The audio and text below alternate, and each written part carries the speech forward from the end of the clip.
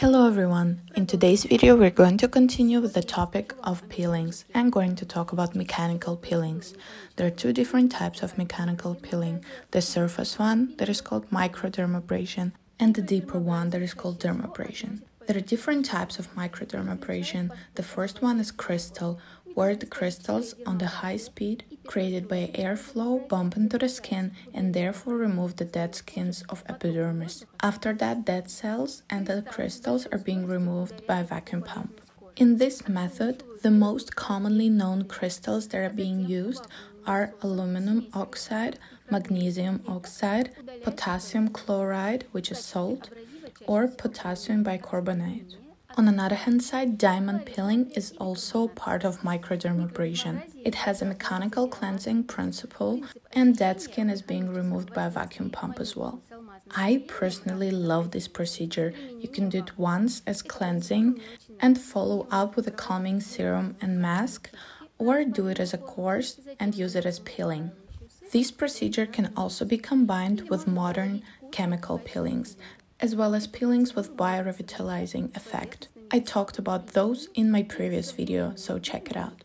Another type of microdermabrasion is hydromechanical peeling. During this procedure, your skin is being smoothed out by a vacuum, and at the same time your skin is being treated with a specific substance that is being chosen according to your skin type and the problem that you're trying to solve. It could be, for example, salicylic acid and anti-inflammatory complex in order to treat acne, or hyaluronic acid together with vitamins and antioxidants in order to rejuvenate your skin. You can consider this peeling to be surface or middle, but it only becomes middle peeling if you do it more than once.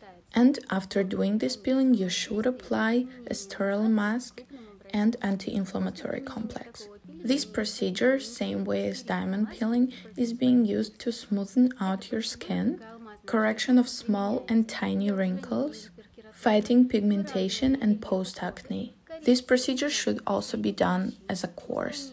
And now, last but not least, the deepest mechanical peeling, which is dermabrasion. This method is being used to remove the surface layer of your skin using different brushes. But this procedure is only being done in a clinic by a surgeon with the use of anesthetics and anesthesia. During this procedure, the whole top layer of the skin is being removed, and after that, you might need to use some painkillers. After this type of a peeling, you should avoid direct sun or solariums, as well as saunas or face cleansing procedures such as chemical peelings. You should also use sunscreen with a high SPF factor. This peeling is the most traumatic out of all, and it can also have the most amount of side effects, such as skin inflammation or infections if you don't follow the directions of aftercare. The rehabilitation period after this procedure is quite long. It takes between 10 and 14 days for your skin to recover, and your skin might stay red for up to 3 months.